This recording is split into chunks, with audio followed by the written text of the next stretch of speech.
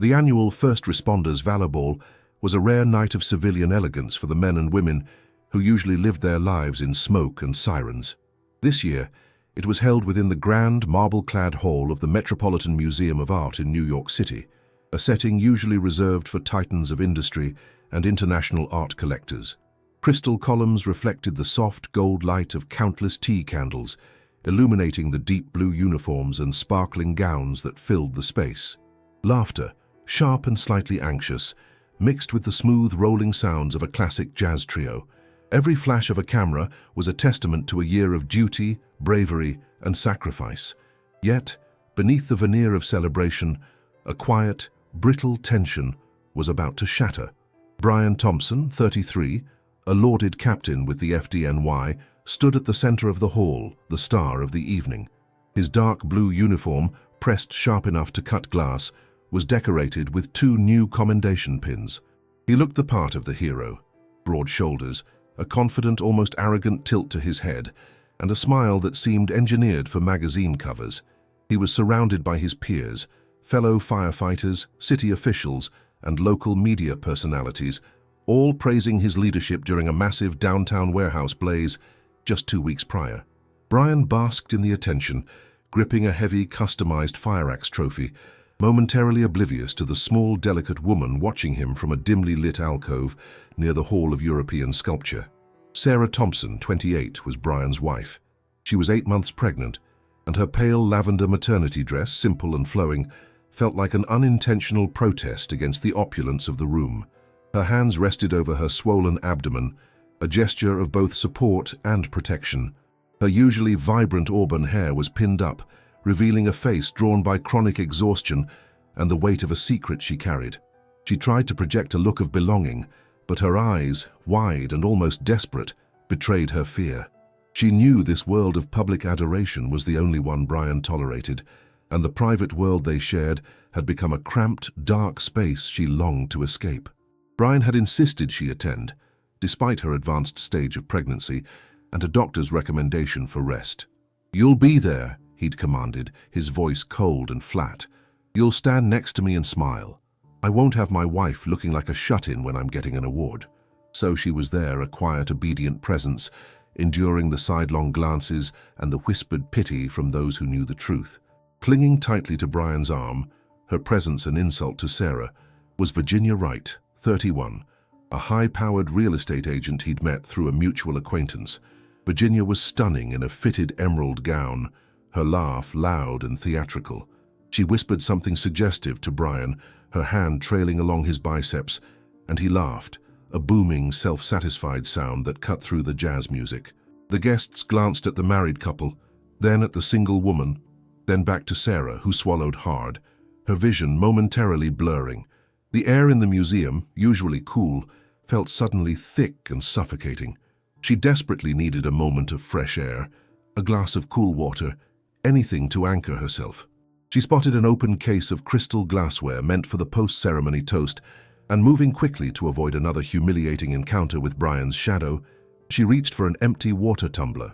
Her hand, however, was trembling uncontrollably, and she misjudged the distance, bumping the corner of the display table. A domino cascade of delicate, heavy-cut crystal glasses began, ending with one large, irreplaceable engraved commemorative punch bowl shattering loudly onto the marble floor. The noise was violent, an explosion of glass and silence. The jazz trio stopped mid-note. Conversations died.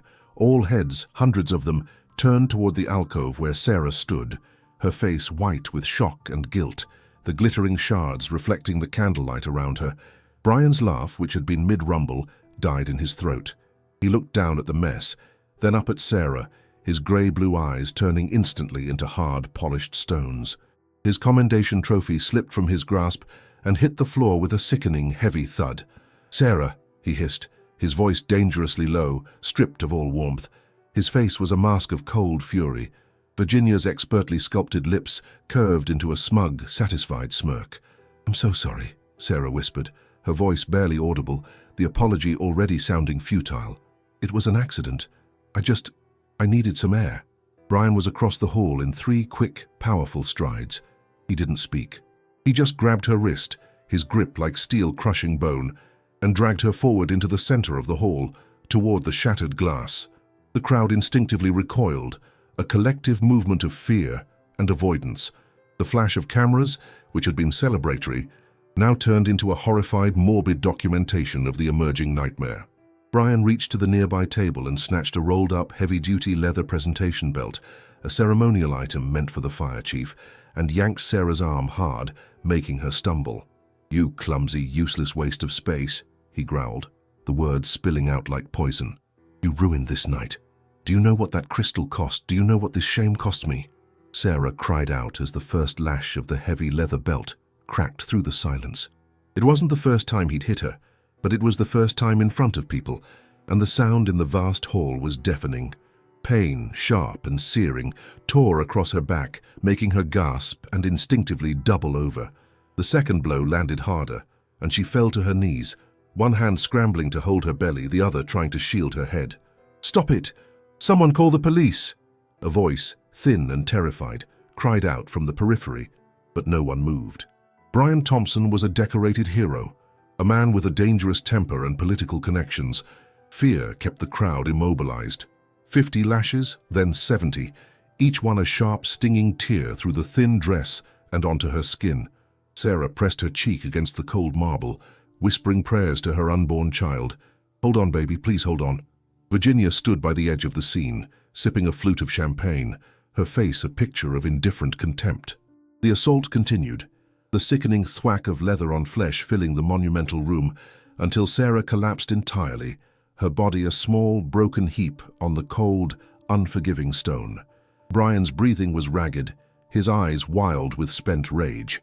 He dropped the belt near her body, the heavy leather making a final soft slap against the marble. His voice, when it came, was a venomous snarl meant for every ear in the room. "That is what happens when you embarrass me. That is what you deserve." Just as the silence threatened to become permanent, the massive bronze doors at the far end of the hall swung open with a slow, powerful push. The crowd, already in shock, parted like the sea as a tall, imposing figure entered. He wore an immaculate, bespoke suit that seemed to absorb all the light in the room, and his face, older and deeply lined, was unreadable, a mask of absolute, terrifying composure. It was Thomas Rodriguez, 62, the notoriously private, ruthless founder and CEO of Sterling Global Industries, a man whose wealth could buy the entire museum, the gala, and perhaps even the city itself. He was the main sponsor of the event, but he had a deeper connection no one in the room knew. He was Sarah Thompson's biological father. He had arrived late, delayed by a private helicopter flight from a summit in DC, and was entirely unaware of the horror that had just unfolded. But the moment Thomas saw the small broken figure in the lavender dress, the streaks of blood on the marble, and the fireman standing over her, his expression changed. The unreadable mask cracked, replaced by an ice-cold fury that drained the color from the entire hall. He walked slowly toward the center, his expensive leather shoes clicking against the stone floor, a sound that seemed to carry the full weight of the silence. Brian, his smirk of victory faltering, turned to face the powerful magnate. "Mr. Rodriguez," he began, his voice surprisingly shaky, "this isn't what it looks like." She slipped, and the crystal... Thomas cut him off, his voice a low, perfectly controlled baritone that somehow filled every corner of the enormous space, a sound more authoritative than any shout. "You just beat my daughter." The silence that followed was absolute. Thomas knelt carefully beside Sarah, gently lifting her head. Her lips were quivering and her eyes were half closed with pain and relief. "Dad," she whispered, the word a weak, broken sound. "I'm sorry." Thomas brushed a stray strand of hair from her sweat-dampened forehead. "You have absolutely nothing to be sorry for, my girl." His gaze rose slowly to meet Brian's, filled with a promise of retribution so cold and immense that for the very first time that night, the celebrated, arrogant firefighter Brian Thompson looked utterly terrified. The sheer force of Thomas Rodriguez's entry and his declaration, "You just beat my daughter," crushed the already tense atmosphere in the Metropolitan Museum Hall. The Valor Ball dissolved into pandemonium.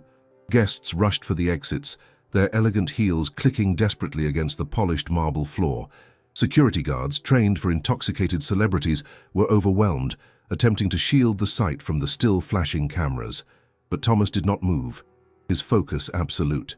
He carefully scooped Sarah's limp body into his arms, the sight of her lavender dress stained with streaks of crimson, igniting a cold, quiet ferocity that eclipsed any business deal he had ever closed. He bypassed the single, slow ambulance that had arrived, instead ushering Sarah into the heavily armored black SUV that was part of his security detail. Inside, his head of security, a former Special Forces operator named Elias, barked urgent instructions into his comms system, rerouting the motorcade to St. Jude's Medical Center, the most discreet and well-equipped facility on the Upper East Side. Thomas held Sarah tightly against his chest in the back seat, the scent of smoke and fine cologne from the gala now replaced by the metallic tang of blood. He stared out at the blur of Manhattan lights, his jaw set so hard that the muscle at his temple twitched uncontrollably. He hadn't just failed as a father, he had been willfully blind.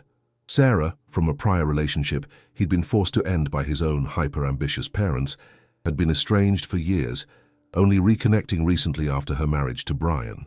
Thomas had seen the superficial signs of an unhappy wife, the missed calls, the vague excuses, but he'd attributed them to the stress of early pregnancy and an overbearing spouse. Now, seeing the reality of her pain, his decades of corporate guilt, for missed birthdays, for cancelled dinners, for prioritizing the empire over the daughter, condensed into a single, overwhelming sensation of failure. I missed the signs. I let this happen. At St. Jude's, the Sterling Global team took over. A floor was cleared, the best trauma specialists called in, and absolute media lockdown was enforced. The doctor, a calm, middle-aged woman named Dr. Chen, emerged after what felt like an eternity. "She's stable, Mr. Rodriguez. The lacerations are extensive but superficial. Her strength is remarkable, but..." She paused, her eyes grave. "The stress, the trauma, the baby's heartbeat is faint. We have her on constant monitoring. It will be a battle, but she is fighting." Thomas only nodded once, the news of stability offering a thin, temporary veneer of relief over his core of rage. "I want round-the-clock specialists. Whatever staff, whatever equipment, budget is irrelevant. Protect my daughter and her grandchild." He then left her care to the professionals and immediately moved to the newly designated war room, a repurposed, high-security conference suite inside the hospital, already set up with secure lines and massive display screens. Waiting for him were his two most trusted lieutenants, Elizabeth Jones, 45, the chief legal counsel for Sterling Global, a woman whose calm demeanor hid the legal ferocity of a shark, and Michael Brown, 39, the corporation's chief financial officer, a man with a genius for forensic accounting and dismantling complex financial structures. "The immediate fallout," Elizabeth began, her voice crisp without preamble, "is catastrophic. The original video clip is all over the dark web and every social media platform. It was filmed by two guests. Brian Thompson is now the most universally hated man in the 5 boroughs. The mayor's office is in damage control, the FDNY is in crisis, and his awards are already being recalled." Thomas slowly removed his suit jacket, placing it over the back of a chair. "I don't care about public opinion. I care about dismantling him, atom by atom. Legally, Elizabeth. Financially, Michael. No corners cut, no mercy granted. He didn't just hurt my daughter, he threatened the legacy of Sterling Global by making us the subject of his disgrace." Michael, already typing rapidly on a holographic keyboard, looked up, his expression grim. "Brian Thompson is a salaried city employee with minor private investments, mostly property. He lives in a high-value community, but his assets are tied up in his marital home and a small retirement fund. It's a clean target, Thomas. We can't just hit him with a civil case. He'd file for bankruptcy and resurface in 3 years. We need to expose a crime that takes away his professional reputation, his freedom, and his pension." "Then find one," Thomas commanded, moving to the massive window overlooking the sleeping city. "A man who believes he is untouchable and has the arrogance to strike his wife publicly has a history of entitlement. He will have abused his position. Elizabeth, coordinate with the district attorney. We provide all the evidence they need, but we control the narrative. We file the criminal complaint within 48 hours, not a minute more." Elizabeth adjusted her glasses, her eyes bright with a professional challenge. "Understood. Aggravated assault, endangerment of an unborn child. But to ensure maximum penalty, we need a pattern of behavior, a witness who saw what he was like before the public show." "He's a firefighter, Captain," Michael interjected, his eyes glued to his data streams. They handle large budgets, procurement, disaster relief funds. Where does a captain find luxury cash flow that a city salary can't sustain? I'm cross-referencing all known Thompson family assets against FDNY union expense reports and insurance payouts from his recent commendation fire. The war room descended into a flurry of silent, focused activity. This was not a trial driven by raw emotion, though Thomas was certainly feeling it. This was a corporate takeover, where the target was a human being. They were preparing to use the full weight of Sterling Global's resources, its legal teams, its private investigators, and its financial analysts, to achieve one goal: absolute destruction. Meanwhile, Brian Thompson, having been detained immediately by two plainclothes NYPD officers who were guests at the ball, was trying to manage his situation from a holding cell. He assumed his political connections and his union's powerful legal defense fund would handle the minor incident. His immediate lawyer, a nervous junior partner, warned him the viral video was damning. "Just tell the press she was hysterical due to her condition," Brian barked into the phone. "Tell them she slipped and fell, that I was restraining her from the crystal, that my life is being ruined by a fragile, hormonal woman and her manipulative family." He still viewed Sarah as a problem to be controlled, not a person he had severely abused. He did not yet grasp the magnitude of the counterforce he had provoked. He had merely seen the wealthy sponsor who interrupted his moment of rage. He had not recognized Thomas Rodriguez as the cold, ancient predator he was, a man who had clawed his way to the top of the global financial market by destroying anyone who threatened his family or his holdings. Back at the hospital, Sarah Thompson was slowly waking up. She saw her father sitting by her bedside, his jacket now replaced with a simple cashmere sweater, looking worn and older than his years.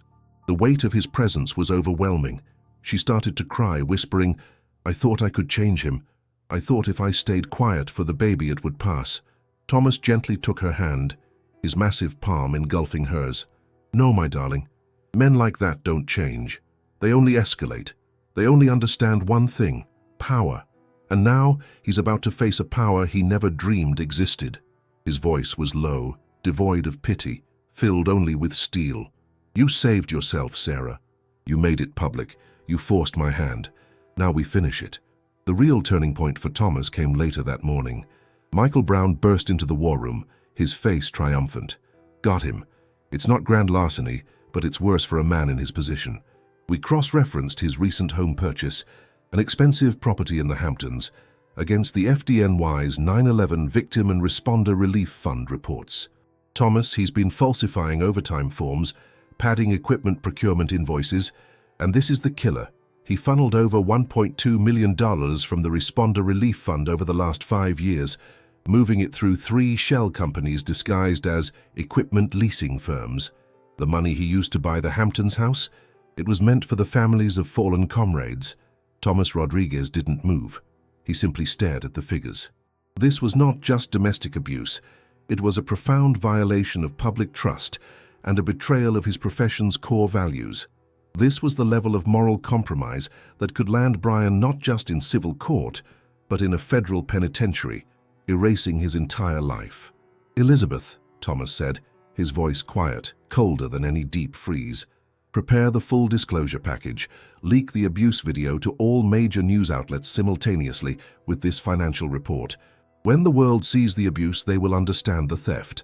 When they see the theft, they will never believe his defense of the abuse. I want his empire, his professional life, his public honor, and his personal freedom to collapse within 72 hours." The game was no longer about revenge. It was about cold, calculated justice, designed to ensure Brian Thompson's complete and permanent obliteration from polite society. The news cycle became a maelstrom of destruction, aimed squarely at Captain Brian Thompson. Elizabeth Jones, Thomas Rodriguez's chief legal counsel, orchestrated the simultaneous release of the video of the assault and the comprehensive financial report detailing the theft of over $1.2 million from the Responder Relief Fund. It was a perfectly executed maneuver. The public, already horrified by the sight of a celebrated firefighter mercilessly beating his pregnant wife, now saw him as the ultimate hypocrite, a man who stole from the families of the very heroes he pretended to be. The response was immediate and absolute, and, The FDNY suspended Bryan without pay within hours. The mayor's office issued a statement condemning his actions and announcing a full internal audit, and the Manhattan District Attorney's Office, bolstered by Sterling Global's ironclad evidence, announced both criminal charges for aggravated assault and felony embezzlement. Bryan's Union Defense Fund, which could handle a simple domestic assault, instantly collapsed under the weight of the federal financial crimes and the sheer moral outrage of the public. He was arrested the next day in a highly publicized, deeply humiliating spectacle as he attempted to clear out his locker at the firehouse. Meanwhile, at St. Jude's Medical Center, Sarah Thompson was slowly healing, guarded by Thomas's private security team. The physical wounds were fading, but the emotional recovery was a protracted process. She saw the news reports from her hospital bed, the endless loop of Bryan's face, first arrogant, then panicked, and the torrent of public condemnation. She felt exposed, yet strangely liberated. Her nightmare was no longer a secret. Thomas sat by her side daily, not discussing business but simply holding her hand, reading reports about the baby's steady improvement, and talking about things they had lost: fishing trips, her late mother, the years of estrangement. He was a father, not a CEO, and this quiet presence was the greatest gift he could offer. "Your strength is remarkable, Sarah," he told her one evening, his voice rough with emotion. "You did what I should have done 20 years ago. You chose your life over the facade." It was in that moment, watching her father, the impenetrable titan, finally show his vulnerability, that Sarah made her decision. "Dad," she said, her voice weak but firm, "I want to testify. I don't want him to hide behind lawyers and a staged defense. He used his position, his public image, to hurt me. I want to face him as myself, not as a victim on a screen." The trial of Bryan Thompson dominated the summer headlines. The courtroom was a sea of solemn faces. Uniformed firefighters sat in the gallery, symbols of a community betrayed, while financial analysts testified about the complexity of the embezzlement schemes. Elizabeth Jones, leading the prosecution's case with permission from the DA's office, was devastatingly precise, weaving the thread of moral corruption through every piece of evidence. The emotional climax, however, came when Sarah Thompson, now 7 months post-assault and just weeks from her due date, took the witness stand. She wore a simple charcoal dress, her 8.5-month pregnant belly a visible, defiant statement against the man who had tried to destroy her and her child. Her voice, initially a nervous whisper, grew stronger as she detailed the years of emotional abuse, the mounting control, and the final, brutal public attack. "I stayed silent because I thought I could protect my child from losing a father," she testified, looking directly at Bryan, whose face was pallid and strained. "I was wrong. Silence doesn't protect you from the fire. It just traps you inside the burning building. Speaking is the only escape." When the defense attorney, a slick public defender unable to cope with the evidence, tried to suggest that Thomas Rodriguez was manipulating her for financial gain, Judge Eleanor Vance immediately shut him down, confirming that Sarah had already filed for divorce, waiving any claim to Bryan's remaining assets. After weeks of testimony, the jury returned its verdict. The atmosphere in the courtroom was a heavy, collective breath held. Judge Vance, her face impassive, read the findings. Guilty on all 7 counts, including aggravated assault, endangerment, and felony embezzlement. The sentence was harsh and unequivocal: 22 years in a federal penitentiary, ensuring that the former hero, Captain Bryan Thompson, would spend the rest of his functional life stripped of his freedom, his reputation, and his ill-gotten gains. As security guards moved to lead the stunned Bryan away, he turned his head and locked eyes with Sarah. There was no anger left in her, only a deep, quiet sadness and a profound sense of closure. That serene lack of vengeance in her gaze was the final, devastating blow that confirmed the permanent loss of his control. The story, however, did not end in the courtroom. With the dust settled, Sarah dedicated herself to a new purpose. She gave birth to a healthy baby girl she named Amelia Hope, a quiet nod to the miracle of their shared survival. 6 months later, with Thomas's complete backing and funding, Sarah officially launched the Amelia Hope Foundation in a gleaming new building in downtown Los Angeles. The foundation was a national resource dedicated to providing financial, legal, and therapeutic aid to spouses of high-profile professionals, especially first responders and military personnel, who face abuse but fear the professional and public retaliation that often accompanies divorce. Sarah spoke at the ribbon-cutting ceremony, the sun catching the light on her now vibrant auburn hair, her daughter sleeping peacefully in a carrier by her side. "My father taught me that power must be used to protect, not to control," she stated, her voice resonating with hard-won authority. "I survived the worst a hero could dish out. Today we turn that pain into a shield for others. We build a place where silence is not required, and hope is always funded." Thomas Rodriguez stood proudly at her side, a man forever changed. He had started a war for revenge, but he had ended up healing the deepest wound he carried, the abandonment of his daughter. Sarah, the fragile wife, had become a formidable advocate, a new type of CEO. She had forged a legacy not of corporate acquisition, but of moral restoration, proving that the truest strength lies not in the wealth you acquire or the enemies you crush, but in the vulnerable, loving community you build. The man who had once been a lauded captain was now just an inmate, his life and reputation permanently erased. The woman he had tried to break had risen, not only saving herself but creating a safety net for thousands of others. The marble halls of the courthouse and the museum were now replaced by the warm, welcoming, light-filled rooms of the Amelia Hope Foundation, a permanent testament to the truth that out of the darkest trauma, a beautiful, necessary light can rise.